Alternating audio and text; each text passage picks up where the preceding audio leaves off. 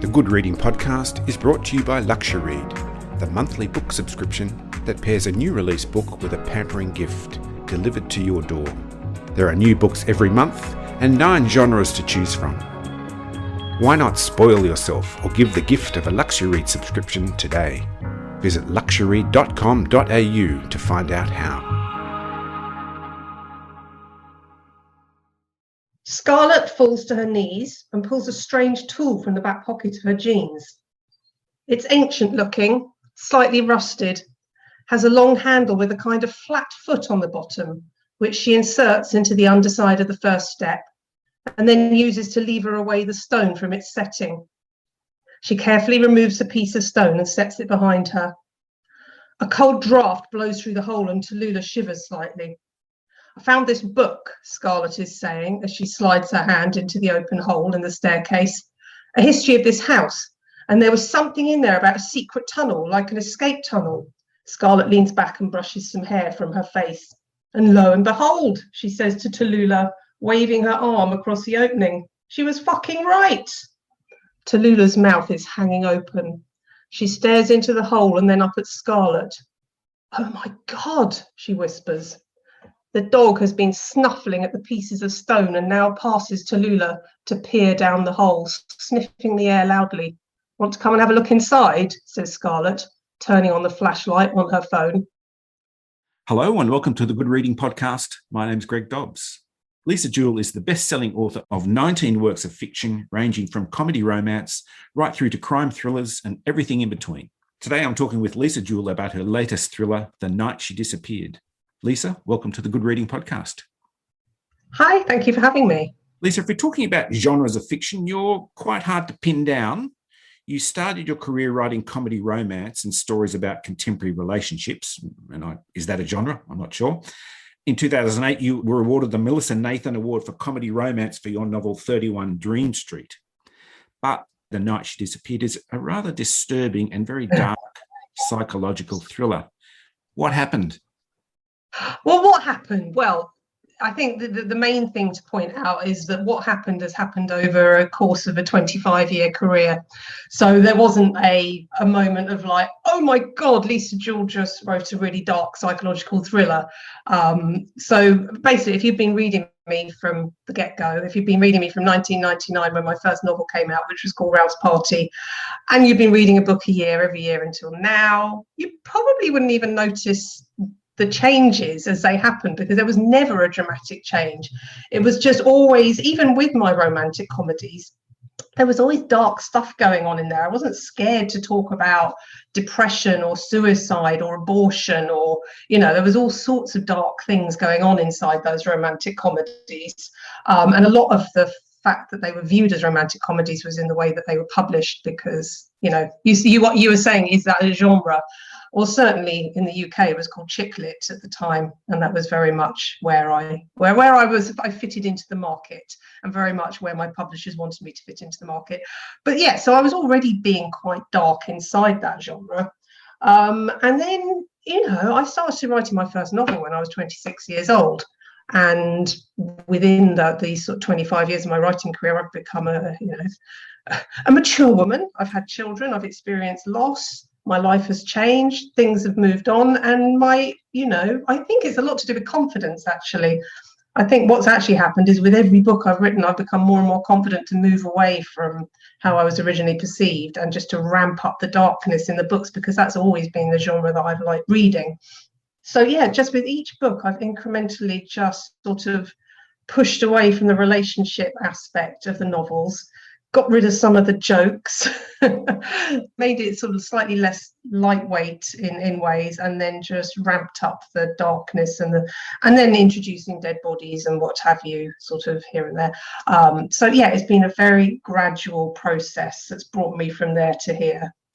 You seem to have progressed into darker places to this point where the place we're talking about in this book is called Dark Place. How much darker can you get after you've been to a dark place? I actually am not entirely sure that The Night She Disappeared is my darkest novel. I think I've had a couple. I think Then She Was Gone and The Family Upstairs are much darker and weirder and more sinister and unsettling than The Night She Disappeared. In fact, my last novel, Invisible Girl, was set in January. So it was physically dark as well, because obviously in the UK at that time of year, it's dark by 3 p.m. So The Night She Disappeared is actually set in the midsummer. So there's quite a lot of lightness going on in it as well. So it's a weird balancing thing with each novel. But you asked earlier about whether I'm going to get progressively darker with each book, and I don't necessarily think that is the trajectory that I'm on. Each book does its own thing and sort of shows itself to me as I write it, in terms of how dark is this going to get. And this one, yeah, it is dark. It is dark. That doesn't necessarily mean that the next one will have to be incrementally darker. I just take each one on its own merits. One thing that's common right through these, and I think you touched on it before, is this interest in relationships. And there's a lot of stuff here about infatuation, trust, manipulation. Are they the themes of this book that you wanted to explore? I didn't set out to do that. In fact, Tallulah, and the relationship I think you're talking about is between Tallulah, who is the girl who disappears that night, who is a teenage mum, and her boyfriend, Zach, who is the father of her baby. And actually, when I started writing the book, I was going to have Tallulah as a single mum with a deadbeat dad who didn't want to know and wasn't part of her life bringing up her baby. And he just sort of appeared, and then I couldn't get rid of him. And he made it very clear to me, without wishing to sound pretentious, this fictional character made it very clear to me that he wanted to be part of the story. And if he was going to be part of Tallulah's story, he needed to play his role. And that's where I brought in these themes of coercion and control. I'd also read quite a few stories in the papers over the last couple of years about coercive control and murder, in fact, in teenage relationships. It's often seen that these sorts of dark, twisted, controlling relationships are often seen to be the preserve of like married people or people with children or middle-aged people. But this does actually happen in teenage relationships as well. So I thought that was quite an interesting thing so it was, rather than me sitting down and thinking, oh, I'd really like to write a book about a teenage couple and coercive control, that kind of just came through my characters and sort of put itself out there. And I thought, okay, yeah, I can do that. I'll write about that. And that, of course, it's just interesting, isn't it? It just, if they'd been a happily sort of harmonious teenage couple bringing up their baby together, it would have taken something really complex and interesting out of the plot. So when those things present themselves to me, I jump on them and go, yeah, okay, we're going to do this. I suppose had they been a happily married couple, that would have turned into a comedy romance. Well, that's the danger, you see. If we're talking about coercive control, we've got to talk about Scarlett Jax. She's the really dark or unpredictable character, I suppose. She's charismatic, she's dangerous, she's a nightmare. Yes, it's funny because I'd never really vocalized this or even internally vocalized this, but I was talking to my daughter about this book the other day. Oh, that's right, because we were talking about the possibility of it being made into a TV show, and she was asking me about the characters in it, and I said, oh yeah, and there's this girl called Scarlett, and as I said, I realized that she was based on one of my daughter's friends, and I hadn't kind of picked up on I said, she's a bit like Mimi, and so yeah, Mimi was this girl who was at school with my daughter, and she just had this power over everybody around her. And then you would meet this sort of this amazing Mimi person and just think, oh, you're just a girl, you're just I couldn't get it. I couldn't understand why she had so much power over her friendship group and how she was allowed to behave so badly. And nobody ever called her out on it, and everything was about Mimi's moods and Mimi's wants, and if Mimi was in a bad mood, then everyone was in a bad. That sort of central female character in a particularly in a teenage female friendship group, and yes, so she was kind of, I think, inspired by Mimi, who who will never listen to this podcast, so we're safe. I'm hoping it doesn't turn out in real life in the way it turns out in the book with Mimi. No. And in fact, my daughter is still friends with Mimi, and she's 18 now, and she's turned into a thoroughly decent young lady. So it was just a matter of maturity rather than character. It's just a matter of maturity. But yes, so Scarlett, unfortunately, in the book has not reached that level of maturity by the time she meets Tallulah. She's still very much on a journey. I've got to also talk to you about Sophie Beck. She's an author, an amateur sleuth, I suppose, and she's dropped right into the middle of this unfolding situation. She writes thrillers under the name of PJ Fox and the Little Hither Green Detective Agency. Is this a kind of disguised cameo role for Lisa Jewell? No, only in as much as she wears white trainers every day. I put that in as a little that's the only bit of me in Sophie, is that she wears a pair of white trainers every day. So actually with Sophie, she accompanies her boyfriend who's older than her, and he's just been made the headmaster of this very upmarket is there such a thing as a downmarket boarding school? I don't suppose there is, but a particularly upmarket boarding school in the Surrey countryside. And it's a boarding school for 16 to 19-year-olds who are doing exam retakes, basically. It's for kids who've flunked their exams elsewhere, and their parents can throw a whole load of money at this place, shove their kids in there and get them to get their exam results. And he's just been made the head teacher here. And Sophie accompanies him as his partner. They're not married. In fact, they've only been going out for 6 months, so it's still a new relationship. And I realised that if I was going to use her as, I always have a character who I use as a detective because I don't use detectives. I needed her to have the flexibility. Well, number one, the flexibility to have left London and moved to the countryside with her new boyfriend. And number two, the flexibility to just get up and sort of wander around and nose around the community. And I thought, what could she be? What could Sophie be? And then I thought, she could be a novelist, because clearly novelists have quite a lot of spare time and they're very nosy. So then that was I pinned that on her quite a few chapters into writing the book. I suddenly thought, she's a novelist. And I thought, well, let's make her a detective novelist. But I thought, well, I can't make her a crime writer or a writer of psychological thrillers, because then people just think she's me. So I made her slightly, sort of subgenre of the crime genre, which is this thing that's called cozy crime, which is these very, very old-fashioned, slightly twee detective novels where nothing really gory or horrible or gruesome happens.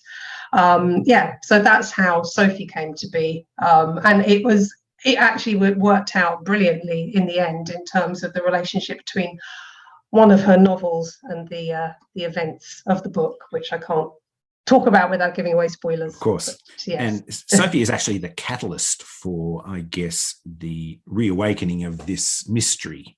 She's the one who follows the instructions of dig here. Yes, on her first day, her boyfriend goes to work, and she is left alone in the head teacher's cottage where they are living, and decides to explore the grounds. And yes, she finds this cardboard sign nailed to the fence of her back garden saying "dig here," with an arrow pointing down into the soil.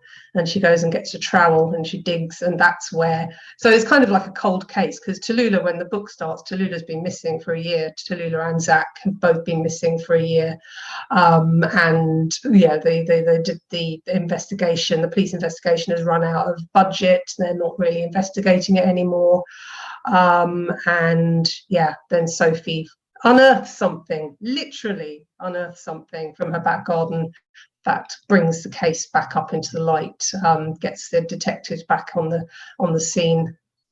The way you manage time is quite special too. You move between the past and the present as a way, I guess, of joining the two elements of the book together, the crime and the solving of the crime. Yeah, well, I've never managed to write a book from one character's perspective. I almost find it unbelievable when I read a book by somebody else where they have managed to encompass all the nuance and detail and history and propulsion of a mystery or a crime with only one person's perspective to look at. I always find that absolutely incredible. They managed to do that. I almost feel like I'm cheating, because when you've got a crime or a secret, the more people who you've got looking at it and the more timelines that you're seeing it from, the easier it is to piece the whole thing together. So I'm doing it from my own point of view, really, as a writer. So I know that this thing has happened and I don't plot and I don't plan. So I just make it up as I go along. So the more people who are looking at this thing, and so, for example, with the Tallulah storyline, which is set from sort of 2 years before she goes missing, I hadn't planned to do that, but I knew that she'd gone missing. And I thought, in order for me to help myself find out where she is and how she went missing and why she went missing, I need to follow Tallulah's journey to the point of where she disappeared. So that's why. So I don't necessarily do it for the reader as such. I do it for me, because if it wasn't for me writing those chapters about what Tallulah was doing in the build up to her going missing, I wouldn't have known. So for me, it's just how I plot, because I don't plan. That's interesting to hear, because the plots feel very carefully planned. And yet what you're saying is that it's the characters and their actions, I guess, that drive the plot, and you work it out as you go along. Yes, it's a combination of the decisions that I make as I write, which is not the same as plotting. I make decisions as I write because, and that's partly to do with kind of having confidence. I find it much easier to make those decisions now than I did when I first started writing novels, and sticking with them. So, for example, the dig here sign that was nailed to a fence. Originally, I'd thought that there might be a dead body buried there, and that was how the story was going to unfurl. But from the minute Sophie dug up the thing, which I can't mention, that turned the whole story round, because it wasn't a dead body as I'd imagined it would be. It was something completely different, but I had no idea what it meant, or who had put it there, or why they'd put it there, or what it was doing there in the first place. I guess it really, well, for me, it added to the complexity and made this a very mysterious web of deceit, I suppose, and the unknown is what draws you into this book. Yes, and it's unknown to me, you see. So I often feel like I might be having a fairly similar experience to the reader when I'm writing, because I don't know either. In a sense, you're solving the crime yourself. That's exactly what I'm doing. Exactly. And I can't imagine. I almost feel like it'd be really boring to sit down to write a crime novel or a psychological thriller where you already knew everything, because then you would just be sort of laying down the pieces and not having any of the sort of the adrenaline or the thrill or the unexpectedness of things just arriving on the page that that solve the puzzle for you. It sounds like a great position to be in. And on that note, I'd like to thank you for joining me on the Good Reading Podcast. Thank you for having me. It's been lovely. Thank you. I've been talking to Lisa Jewell about her latest book, The Night She Disappeared. It's published by Penguin Random House and is available at goodreadingmagazine.com.au. My name's Greg Dobbs, and thanks for listening. This Good Reading Podcast was brought to you by LuxuryRead. Why not spoil yourself or give the gift of a LuxuryRead subscription today? Visit luxuryread.com.au to find out how.